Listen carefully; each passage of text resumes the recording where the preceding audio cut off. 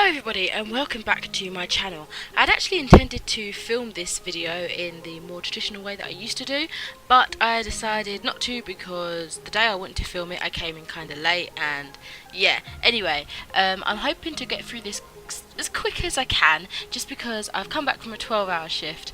I'm absolutely really tired, it's quite late, but I need to get this uploaded tomorrow, which will be Monday, which hopefully you're seeing it on, and I'm out all day, socialising if you will, on Monday, and I'm not going to get the time, so I thought at least let me try and film the voiceover so that perhaps I can quickly edit it in the morning or evening of Monday or something. I don't know. Anyway, so let's jump straight into it. This video is following my reviews on July's film and TVs, or TV shows shall I say, that I watched. So we've got some classics, we've got some reboots, we've got some newbies. Let's start with a TV series. So I finally jumped on the bandwagon and started Riverdale season 1, which I ended up giving 4 stars actually. The first episode alone had me utterly gripped. Just minutes in we were made aware that the seemingly perfect town was full of liars and secrets, kind of like Pretty Little Liars to be honest. It gave me those edgy, disrupted views, and yeah, I was really excited to uncover them basically. Super shocked to find out it's based on the Archie comics, if I can get my words out. I thought they were just for children, and the show certainly isn't for children. But yeah, the characters are really odd. Just when you think they're all okay, boom, backstabbing, bitchiness at its finest. But I do love the powerful women in this, and the diversity I told you I'm tired, and the diversity in this as well. I thought that was displayed really well actually. So the feel of it is kind of weirdly nostalgic but modern, like it's a really odd mixture, and at first I wasn't too sure if I liked it or not because it is a bit trippily like that, but I think overall, obviously from the 4th star, I did kind of like it. But yeah, I like the episodes titled as chapters. It pays a little homage to maybe the comics perhaps, I don't know. I just thought that was cool. Absolutely love the music in this, awesome, really enjoy it. Again, some of them, when it's played by the Pussycats, it's quite kind of like old nostalgic music, but they've also got some pop songs and original songs and everything as well. But yeah, I stopped watching for a few weeks and only had like 3 episodes to go, so when I did start to watch it again it was quickly over and I was like, no. But yeah, I thought it was going to end on sexy happy times, but shit no, I literally gasped from shock. Just saying that now makes me want to continue on with series 2. I've left that now for a while. So yeah, next up I watched a film, Baywatch, the 2017 release, and oh my god, I wasn't expecting to give it a 5 stars, but lo and behold, I gave it a 5 stars. This was absolutely hilarious. It's also odd to see the actress for Annabeth, that was for Percy Jackson, in another role than what I'm completely used to. Like, I don't know why. Obviously, actors go in from different films, different shows. I've got to get used to it. But when I know her solely for one particular role, especially a kid's role, it's like, this is weird. I don't know, maybe that's just me.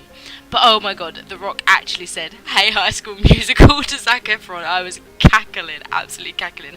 A little bit of fourth wall breaking, I liked it. Yeah, the story was unexpectedly decent. The cast was stunning, awesome cast, really enjoyed that. It was such an enjoyable, easy to watch film, just what I wanted at that time. Next up, I continued on with the film sort of watching, and I finally got around to seeing Now You See Me Too, which I actually ended up giving it 3.5 stars. I actually watched the first one just before this film came out in 2016, as the trailer for this film looked really, really good. But 2 years later, I only just got around to this one. At least I don't think I ended up seeing it. I felt like maybe I did, but no, I definitely hadn't seen it. But yeah, plus I rewatched the trailer, and it ain't that exciting now, but still, glad that I finally decided to watch it in the end. So yeah, the 4 horsemen return and are forced to pull off a massive heist. I appreciated the recap near the start, as I'd forgotten quite a bit to be honest, but it was so weird seeing Daniel Radcliffe in this having to ignore the fact that obviously he was Harry Potter, and he did hardcore real magic in comparison to this. But anyway, yeah, I wasn't keen at first on the switcheroo for a different female character. I was just really confused and kind of annoyed because she irritated me at first. At first I thought she was Katy Perry, which confused me even more. She really does look like her. But yeah, Lula, the new female character, gave a sort of reason for why Henley, the old character, was not there, but it was kind of crappy. So I researched and read that the actress was actually pregnant at the time of the filming, so obviously she couldn't do the role because I'm guessing she was, you know, due a baby relatively soon. But yeah, despite all that, I can't get over how brilliant and how psychological the magic tricks are in this. The use of technology can be so creepy, and it's just really, really, really well executed, and I think that's definitely what keeps pulling me into those films. I wonder if they're going to do another one. I hope so, because just that alone has me captivated, to be honest. It was more of a background film for the most part, to be honest, but nevertheless it was still entertaining. Perhaps I would have enjoyed it much more, like I did the first one, if I'd watched it sooner, but hey ho, we will never know.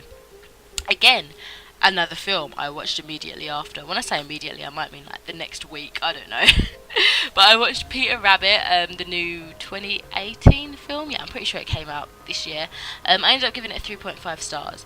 So it's a mix of CG and live action blend, and it's an adaptation, of course, of one of Beatrix Potter's most beloved Little Rabbits. I thought this would be a cute little film to cozy up to before bed, even if cozy isn't quite what I was, because it was boiling hot, but still, you know, the principle of the thing. So I was not expecting the singing, but it made me chuckle. I think James Corden did a great job as Peter's voice, and added a new cheeky voice to the character of Peter. Thea and Margot Robbie with some other cast members I recognised, but I had to look up why the characters sounded familiar. Obviously it was their voices, but yeah, after looking on IMDb I realised that Thomas was Bill Weasley.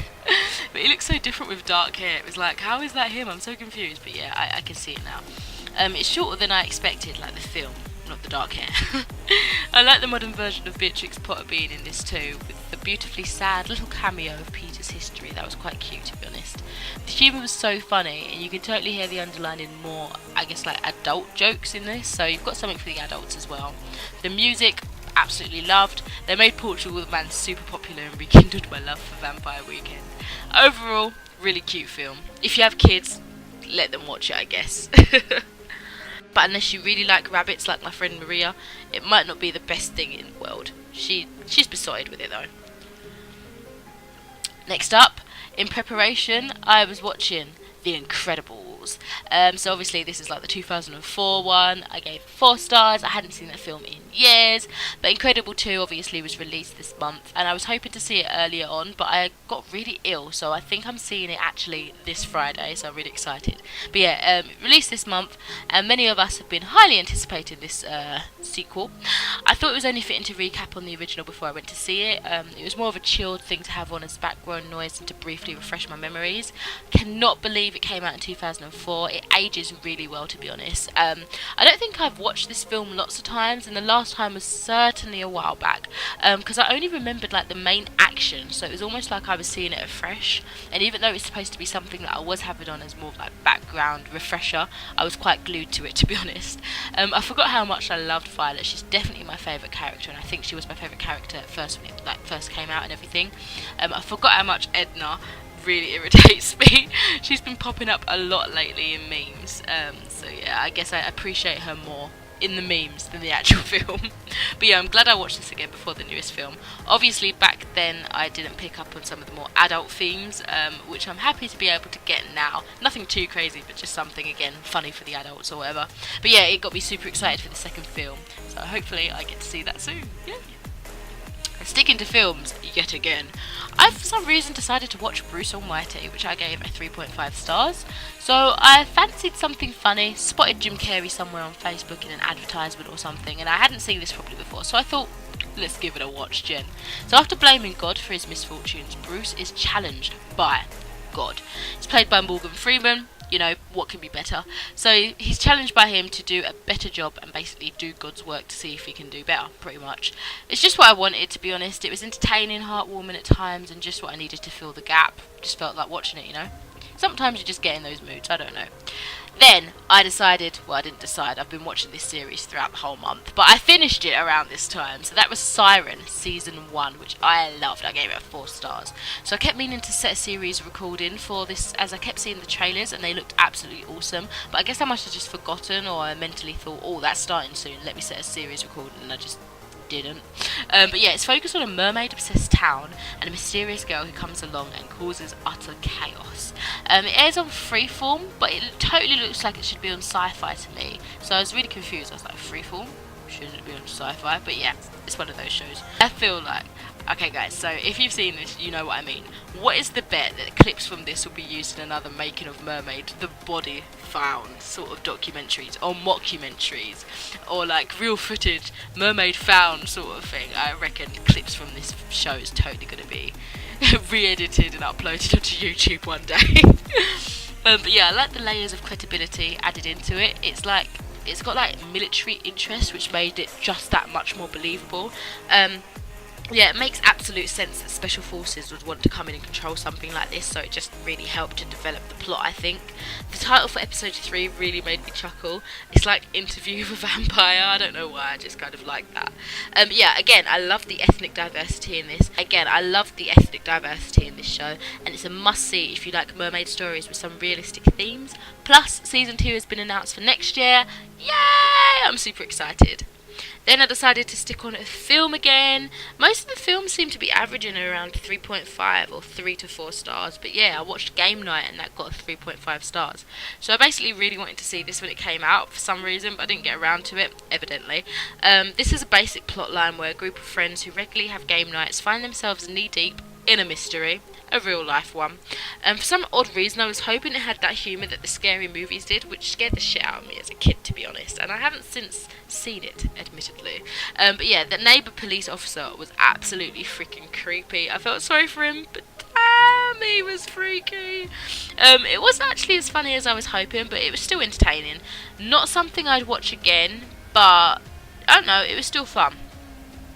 Then I finished up another TV series, which was Humans. I watched, I think it was season 3. For some reason, I keep calling it season 4. I wish there's a season 4. I think they're making one. I really hope so.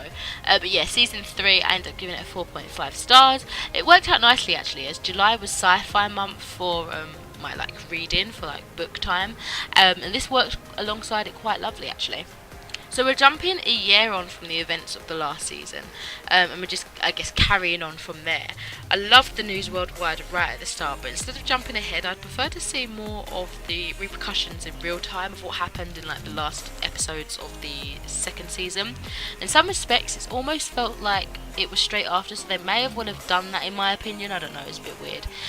Upon watching episode 1, it made me realise that the girl that wanted to be a synth in previous seasons was definitely the sister in Black Panther, and also was in another Channel 4 series called Cucumber. I knew I recognised her when I was watching Black Panther the last month or the month before. I was like, where have I seen her before? But the accent threw me. I don't know why. When an actress or an actor has a different accent in another show, I'm like, nah, I know them from somewhere, but it can't be them because they have a different accent. I'm such an idiot, to be honest. Anyway, right, yeah, I knew I recognised her, basically, is what I just wanted to say. So I found some episodes to be quite slow in this series, which made me reluctant to stick one on, so it did take me longer to actually finally finish this season than it should have done. This is going to sound odd, but there were some beautiful discussions on death, which was an amazing prelude to the final few episodes. The second to last episode really shook me with a character reveal, because I had literally just seen a picture of that character whilst I was watching the episode because of something, I don't know, it's just some random thoughts in my head and I wanted to quickly check something out. But yeah, I was like, no way, what are the odds? But yeah, absolutely amazing. Legit had me in tears. Can't wait for a season 4. Then, guys, you're going to be proud of me, right? I watched American Horror Story Cult season 7. I gave it 3.5 stars though, so yeah. But yeah, this is the first time I've had to watch American Horror Story on my own, hence why it took me so long to watch this season. I am truly easily scared, so please feel proud of me, please. But yeah, I was dreading the unsettling introductions more than anything, I think, the weird music and the strange cinematography. That really freaks me out, but I got through it. I did it, guys. I'm a trooper. So I was not expecting the route they took with this. Cults have always fascinated me, so this was a series I was really intrigued by, but I was super shocked by, I guess, just the way they took it, to be honest. It was interesting and not what I was expected, and I was super shocked by the clown thing. Very unexpected. I won't say any more because obviously, you'll be like, what? I don't want to spoil anything. But yeah, I'm always excited to see what role the actors play this time and if there's any Easter eggs with the other seasons. I mean, Clowns was definitely one of those, but I won't spoil it by talking further on it, as I've already mentioned. I'm kind of glad the first time watching this on my own, it wasn't scary in terms of supernatural, even though clowns do freak me out. But yeah, so I coped well and actually wanted it to be a bit more creepy. It was more psychological fare. I think. So it had very good suspenseful moments. Evan Peters was absolutely amazing in all the different characters he portrayed. I thought his character was really well delivered. There's a lot of back and forth a little confusing at first, that tells the rest of the story of the characters that you thought were random, and also gives more insight into some characters that you didn't think were like a certain way. And in on the cult conspiracy, so it just got deeper and deeper and more entwined, so that totally had to be shook, to be honest. There was one character I always suspected and was right, but not exactly in the right way I thought, so it was like even more twists. Even when I thought I was getting it, it changed completely. But yeah, it's darkly comical, and I feel so sick at what I was laughing at, but American Horror Story always has this weird balance of making you laugh at something really dark, and you're like, oh, I should be like looking away in horror sort of thing, but they do it really well. So yeah, halfway through I thought, I really want a singing episode. Guys, we did not get a singing episode. I'm so upset. I feel like I've been waiting forever. I feel like the last singing episode was in Asylum, I think. Was that season 3? Yeah, I think it was Asylum. Oh my god, please correct me if I'm wrong. Anyway, episode 7 added a little something, but I felt like for the most part it was a load of filler. But then again, you're bound to get like a random filler episode somewhere in a season, so I mean, I can't really complain too much. I feel like the plot felt rushed, and overall I wouldn't say it was my favourite season, but it was still enjoyable, and I'm really glad that I did watch it. The fact that my mum had a show on at the same time of me watching the last episode about extreme religion that actually sounded like a cult was really weird, and I felt like the world was listening to me and watching me, and it was really weird. But yeah, the ending was unexpected, and damn them and their eerie cliffhangers that we'll never get closure on, because the next season will be nothing about the last season, but I'll just have to live with that. And that, my dear friends, concludes my reviews. I hope you've enjoyed my video, and let me know what you've been watching in terms of TV and film during the month of July. Any suggestions, go ahead and write those in the comments. But for now, I shall speak to you in another video soon. Take care, my friends, and see you soon. I won't really see you. You see me. Bye.